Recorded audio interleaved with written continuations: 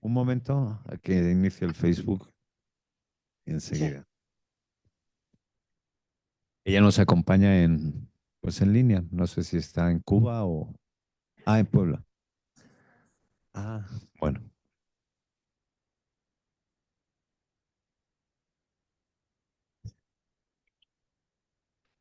¿listo? Un momento, Elia.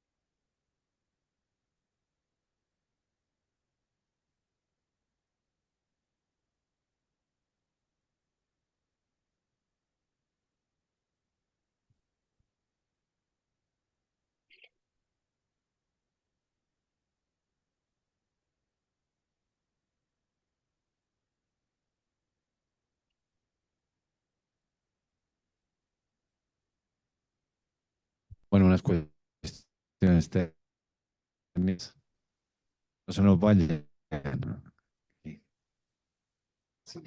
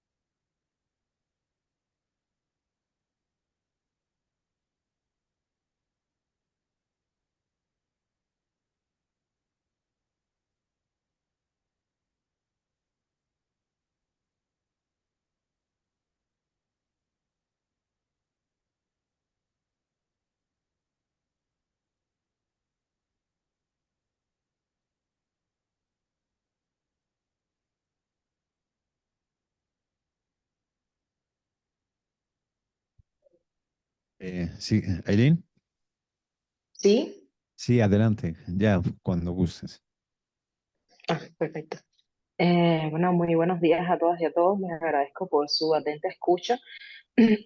Me, me complace presentarles los avances de investigación de hasta dónde va el proyecto de doctorado titulado Continuidades y rupturas del proyecto socialista cubano, análisis de las políticas laborales y su impacto sobre el avance de las relaciones capitalistas en el país en el periodo 2018-2023.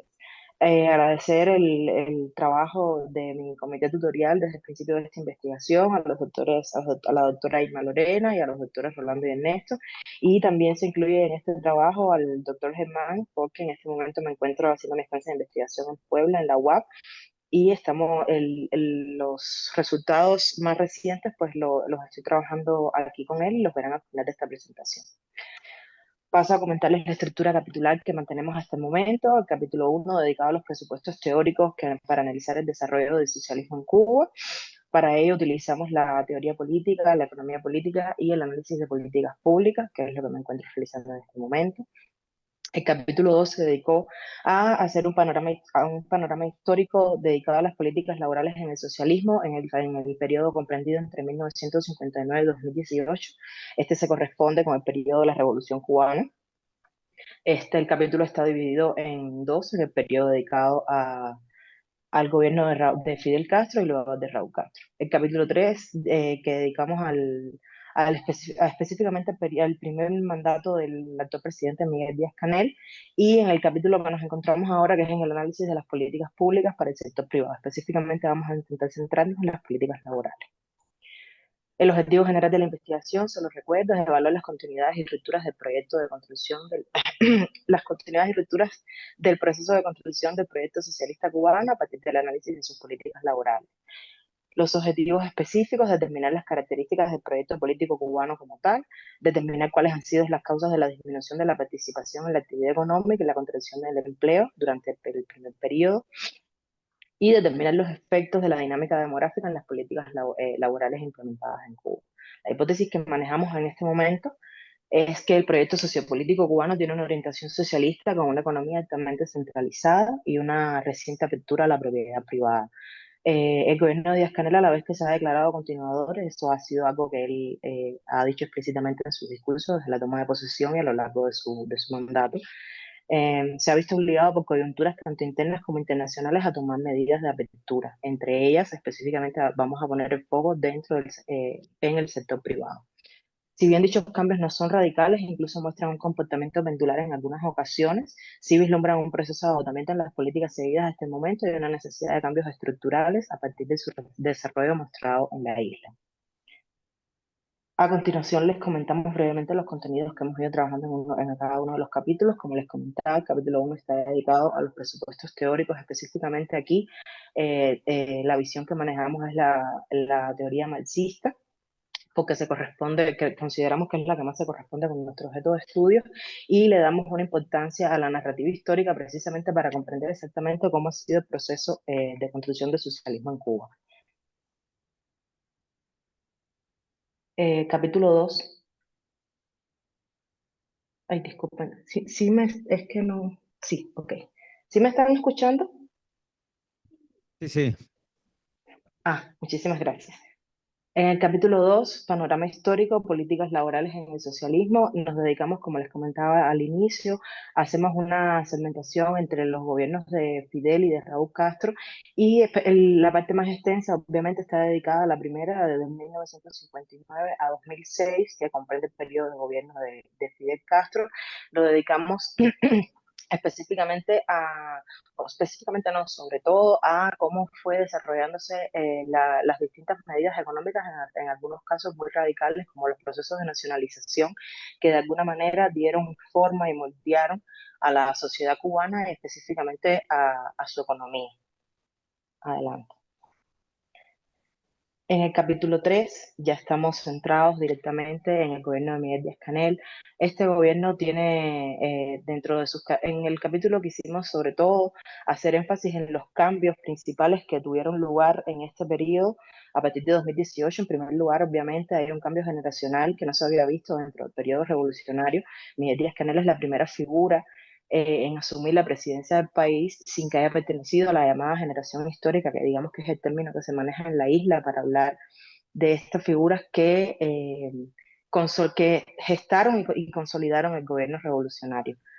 Miguel Díaz-Canel se ha declarado continuador de sus antecesores, lo ha dicho públicamente en muchísimas ocasiones, y como se ha declarado, digamos, que heredero de todas esas políticas. Dadas las características del sistema cubano, Díaz-Canel accedió por designación a su al puesto de gobierno y no por elección. Eso corresponde directamente a las características del sistema político cubano, que no contamos con elecciones directas y tenemos un sistema de partido único. El gobierno ha enfrentado, a diferencia de sus antecesores, un incremento en las protestas y un incremento también en la disidencia desde diversos sectores de la sociedad cubana, y esto ha sido algo que ha sido reflejado ampliamente por la sociedad civil y por medios independientes. Y de alguna manera también ha moldeado la proyección que ha tenido el gobierno de cara a los medios nacionales y también internacionales. Y desde el punto de vista legislativo, pues a la vez que entró este nuevo gobierno en el poder, empezó una reforma legislativa muy amplia que dentro de los cambios que ha tenido, pues estrenamos constitución y a partir de ahí una gran cantidad de cambios legislativos que de alguna manera han influido pues en la realidad socioeconómica y política del país. Dentro de ella, por supuesto que el sector privado ha sido de los sectores que más se le ha prestado atención y que ha tenido una gran cantidad de cambios en este periodo. Adelante.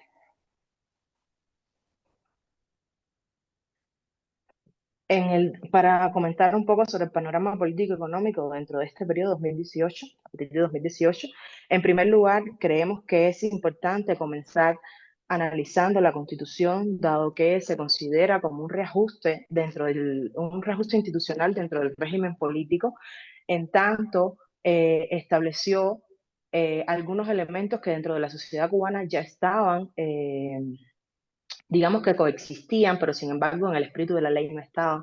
Y dentro de los cambios más importantes, nosotros ponemos el foco en que la propiedad privada finalmente quedó asentada dentro de la Constitución junto con el resto de las formas de propiedad. Em, lo cual significa que hubo una diversificación de los sujetos económicos en el contexto nacional. Esto ha tenido como consecuencia, y las estadísticas así lo demuestran, y lo estamos sistematizando en la investigación, el crecimiento sostenido del sector privado dentro de la economía nacional. Aunque es importante aclarar que todavía dentro del contexto nacional el sector estatal sigue teniendo el mayor peso.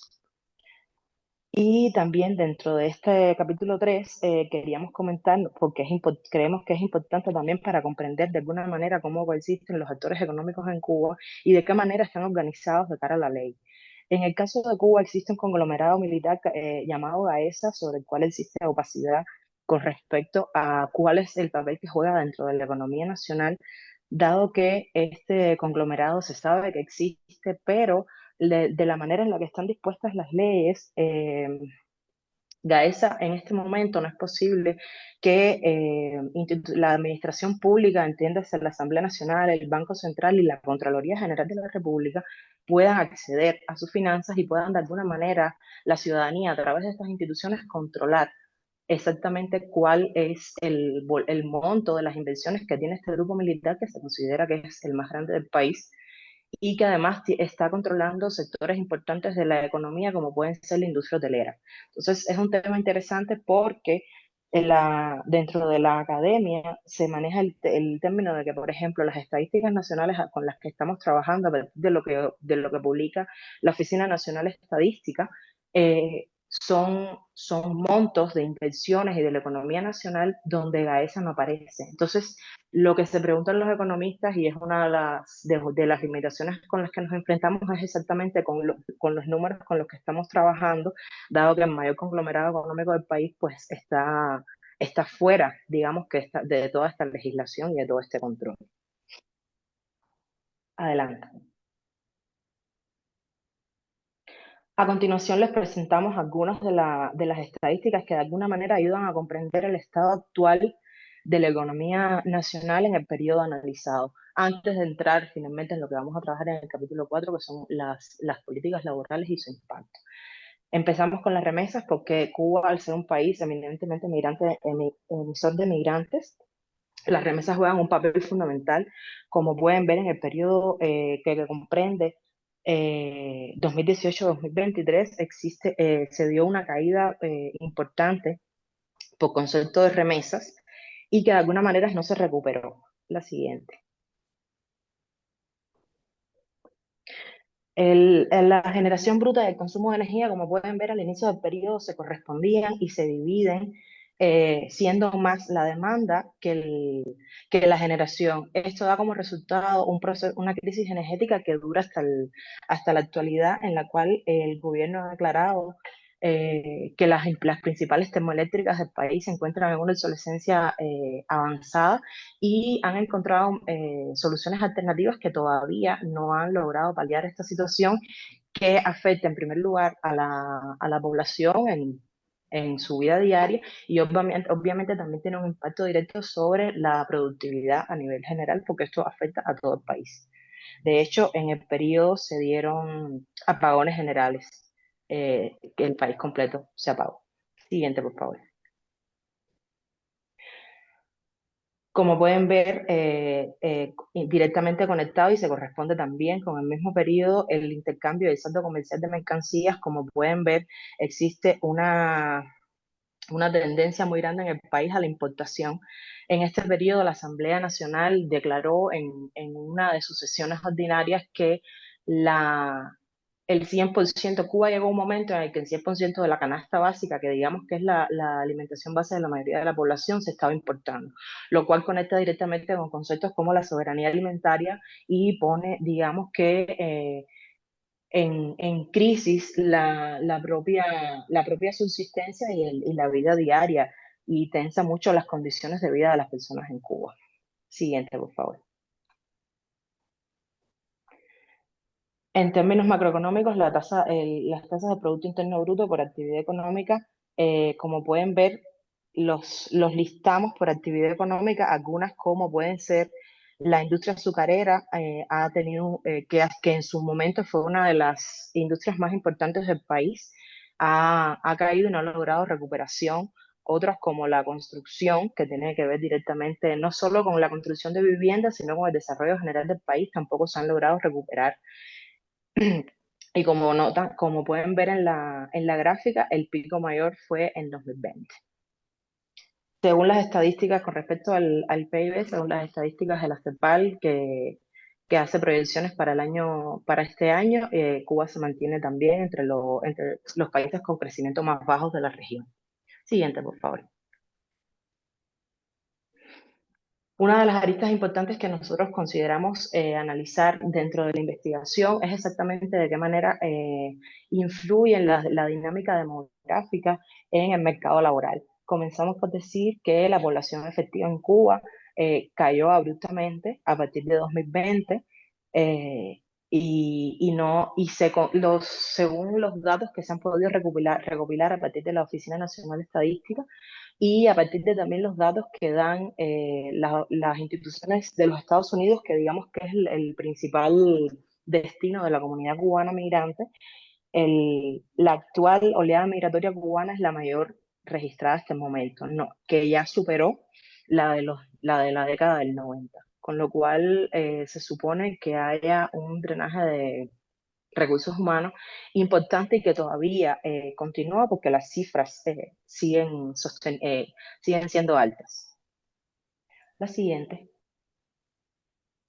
Obviamente esto se conecta de manera directa con la pérdida de población efectiva en edad laboral, dado que la mayor parte de los migrantes comienzan su recorrido, el reto migratorio, como se le llama en la teoría migratoria, en edad laboral. Aunque es importante decir que en un estudio pormenorizado de todos los grupos por edades en Cuba, en el periodo, todos los grupos perdieron población, lo cual habla un poco de la masividad de la salida fuera del país, aunque evidentemente hay una pérdida importante en personas en edad laboral. Siguiente, por favor. Y bueno, para ir cerrando, en estos momentos nos encontramos trabajando en el capítulo 4, dedicado a las políticas públicas específicamente para el sector privado de la economía. Nos encontramos sistematizando las políticas públicas implementadas, así como sus resultados, porque me parece también que es importante O sea, no solo hablar de la política, sino exactamente qué resultados se han obtenido, dado que comenzaron, por ejemplo, la aprobación de las MIPYMES tuvo lugar en 2021, aunque realmente el sector privado viene desde la década, con fuerza desde la década del 90, pero ya hay suficientes estadísticas a lo largo de estos años para hablar de un crecimiento de este sector y de determinadas también fluctuaciones que han tenido lugar a partir de no solo de las características propias del mercado nacional, sino también de las regulaciones que ha ido poniendo a lo largo del periodo el gobierno cubano. Para ello vamos a hacer análisis de distintas fuentes, como pueden ser las fuentes oficiales, como les comentaba, la Oficina Nacional de Estadística e Información, la CEPAL, que sobre todo da una visión regional, el Banco Mundial, fuentes académicas que son estudiosos que también, eh, o en centros de investigación de la Universidad de La Habana, en la Universidad también de Miami, o grupos independientes y medios de prensa. Realmente el tema del sector estatal ha llamado mucho la atención a la academia cubana y a los medios de prensa por razones obvias, por su creciente participación dentro de la economía nacional. Siguiente, por favor. Y algunos datos preliminares sobre los que estamos trabajando. Quería, por ejemplo, comentarles, esta es una captura de pantalla de datos oficiales de la Oficina Nacional de Estadística, donde habla del crecimiento que está teniendo tanto el TCP, que es los trabajadores por cuenta propia, como las MIPYMES, que han tenido un crecimiento sostenido durante todo el periodo y la proyección es que así siga, y por lo cual consideramos que es pertinente el objeto de estudio, dado que su papel dentro de la economía nacional es cada vez más importante. Siguiente, por favor. Y por ejemplo, aquí hay una serie de 2019 a junio de 2025. Esta es la más reciente, el dato más reciente que tiene la ONEI sobre las cantidades de MIPYMES privadas. En Cuba, aclarar esto, existen MIPYMES estatales en mucho menor cuantía, pero sí hay algunas que son estatales. Y en su inmensa mayoría, pues sí pertenecen al sector privado. Y como pueden ver, los números hablan de un crecimiento sostenido a lo largo del periodo, con lo cual estos datos también se pueden desagregar en las actividades económicas a las que se están dedicando. Comentar finalmente, para ir cerrando, que las MIPYMES están centradas sobre todo en el sector de los servicios, aunque no únicamente. Esto corresponde a las características del mercado nacional y también a las posibilidades que tienen de importación dichos negocios. Y está también, esto se corresponde directamente con las exigencias que tiene este sector, que está, digamos que entre sus principales comentarios o exigencias a las autoridades cubanas, empezando por el gobierno, la aduana, la Oficina Nacional de Impuestos y tal, tiene que ver con un pedido de flexibilización de las medidas que les permita crecer, porque la legislación cubana actual, cuando uno la lee, dentro de sus características, el espíritu de la ley habla de que sí, que se permite la existencia de la MIPYME privada, pero hay un énfasis directo en el control de los tamaños de estas empresas. Por ejemplo, tienen un tope de trabajadores de 100, no pueden tener más en caso de que así lo deseen o así puedan permitírselo. Y, por ejemplo, la titularidad de estas MIPYMES, un titular de una MIPYME no puede figurar, disculpe, como titular de más de una, con lo cual hablan de un proceso eh, que no promueve la concentración de capitales. Siguiente, por favor. Los retos sobre los que estamos trabajando, uno, considero que creo que es el más importante, la dispersión de la información referida a la macroeconomía cubana, dado que no siempre aparecen los datos del sector privado desagregados con respecto al resto de los sectores, aunque en fechas recientes la ONEI ha publicado algunos datos referidos a las MIPYMES privadas, no siempre resulta así y no en todos los rubros. Donde uno puede encontrar datos referidos al sector estatal, existe el paralelo en el sector privado, por ejemplo, el tema de los salarios. Existe opacidad o demoras en las publicaciones de las estadísticas nacionales referidas a la economía nacional y existe finalmente ausencia de datos sobre Cuba en informes regionales como los ofrecidos por la CEPAL o la Organización Internacional del Trabajo. Con respecto a este último ítem, lo que sucede es que Cuba no reporta, las entidades cubanas no reportan los datos a tiempo y cuando uno revisa los informes regionales, pues Cuba no aparece. Y eso sería todo. Les agradezco mucho su atenta escucha.